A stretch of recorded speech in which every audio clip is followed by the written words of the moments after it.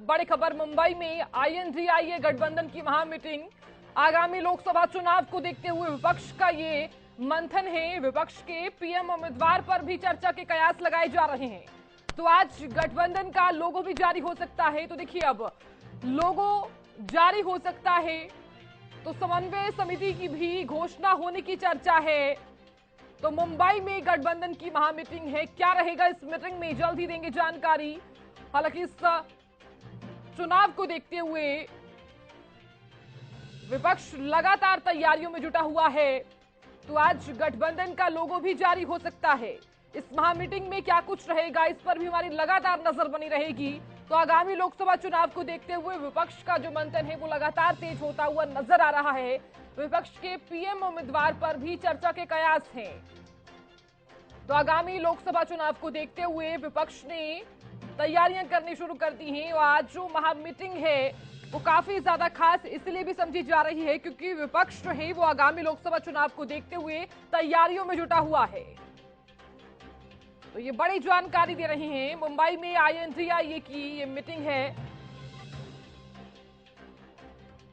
तो समन्वय समिति की भी घोषणा होने की चर्चा है। तो आज विपक्षी इंडिया गठबंधन का लोगो जारी हो सकता है। तो आगामी लोकसभा चुनाव को देखते हुए विपक्ष का ये मंथन, विपक्ष के पीएम उम्मीदवार पर भी चर्चा के कयास लगाए जा रहे हैं। और आज आईएनडीआईए गठबंधन का लोगो भी जारी हो सकता है। और आज जो महामीटिंग होनी है, मुंबई में मीटिंग होगी, ये आईएनडीआईए गठबंधन की मीटिंग है। ये इस मीटिंग में तमाम विपक्षी नेता जो हैं वो शामिल रहने वाले हैं। क्या रहेगा इस मीटिंग में, जल्द ही देंगे जानकारी। और आगामी लोकसभा चुनाव को देखते हुए विपक्ष का ये मंथन है। तो मुंबई में ये मीटिंग होनी है।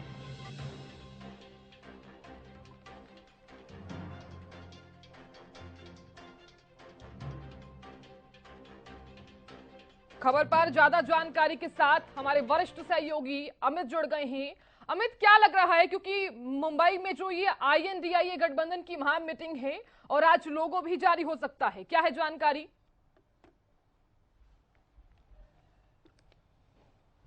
बिल्कुल साधना, आईएनडीआईए की जो बैठक है वो तीसरी बैठक है जो मुंबई में शुरू हो गई कल से। और लगातार उसमें जो विपक्षी दल के जो तमाम जो सदस्य हैं आईएनडीआई के वो उसमें शामिल हो रहे हैं। और देखने वाली बात है उसमें क्या कुछ मंथन के बाद निकल कर आता है, क्योंकि 2024 की जो रणनीति है लोकसभा चुनाव की, उसको लेकर जो है तमाम जो बैठकें अब तक हुई हैं और उसमें आगे किस प्रकार से रणनीति तय की जाएगी, कौन से राज्य में कौन जो प्रभावी दल है वो किस प्रकार से चुनाव लड़ेगा, सीटों का किस प्रकार से बंटवारा होगा, क्या लोगो रहेगा, क्या नीति रहेगी, कौन संयोजक होगा, तमाम बातें इसको लेकर है। और साथ साथ जो है यह बैठक जो है उसको वो सत्ता पक्ष के लोगों के निशाने पर भी है।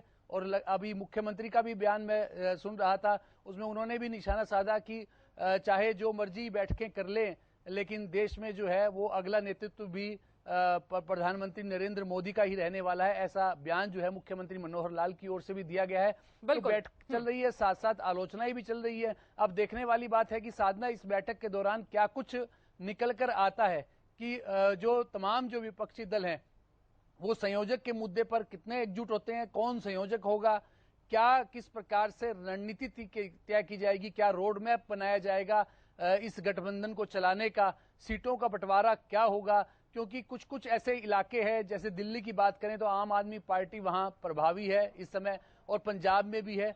और जो दूसरे इलाकों में आम आदमी पार्टी नहीं है तो वहां क्या होगा, बिहार में क्या होगा, हरियाणा में किस प्रकार की पोजीशन रहेगी। क्योंकि यहाँ आम आदमी पार्टी कांग्रेस के एक तरह से उन्हीं को नुकसान पहुंचाने का काम कर रही है। लेकिन देखने वाली बात है कि दूसरे राज्यों में किस प्रकार की स्थिति रहती है आगामी जो चुनाव है। और इसी बीच एक बड़ी बात जो वन नेशन वन इलेक्शन की बात को लेकर भी एक विशेष सत्र बुलाने की बात कही गई है 18 सितंबर को।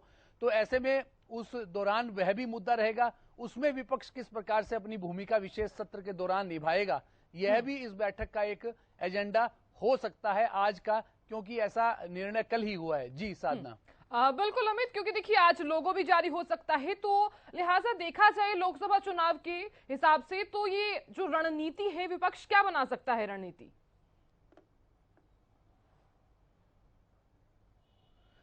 देखिए साधना, सबसे अहम बात यही है कि मिशन 2024 हर जो चुनावी राजनीति में जो उतरता है दल, वो यह चाहता है कि वो ज्यादा से ज्यादा सीटें जीते। अभी इस समय देश में विपक्ष की स्थिति कमजोर है, विपक्ष का बिखराव है, उसको एकजुट करने की कोशिश लगातार की जाती रही और इसी कोशिश के तहत ही INDIA का गठन किया गया। उसमें पहली बैठक में 15 दल शामिल हुए, उसके बाद 26 हुए, अब 28 की बात की जा रही है। तो किस प्रकार से गतिविधियां आगे INDI अपना बढ़ाए और कौन संयोजक बने, तो इस बात को लेकर एक व्यापक मंथन होगा। कांग्रेस भी चाहती है, और हालांकि एक बड़ी बात यह भी है कि इसमें काफी दल तो ऐसे ही हैं जो कांग्रेस से टूटकर ही अलग हुए थे और अब इसी जो INDIA के जो गठजोड़ हुआ है उसके तहत आए हैं।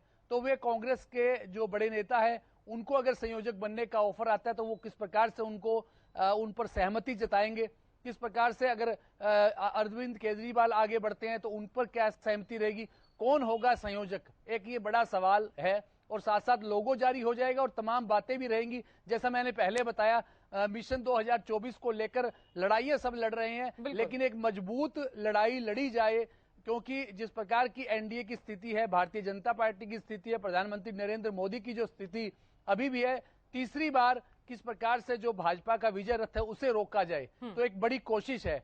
और इस कोशिश के तहत ही यह तीसरी बैठक जो है वो मुंबई में चल रही है। इस बैठक के दौरान क्या कुछ बातें निकल कर आएगी, यह NDA के माफ कीजिएगा, INDI के जो नेता हैं वे प्रेस ब्रीफिंग के जरिए बताएंगे कि क्या क्या उनमें महत्वपूर्ण निर्णय लिए गए, किस प्रकार से आगे उसे बढ़ाया जाएगा और अगली बैठक क्या होगी और किसके नेतृत्व में, यानी कौन संयोजक होगा।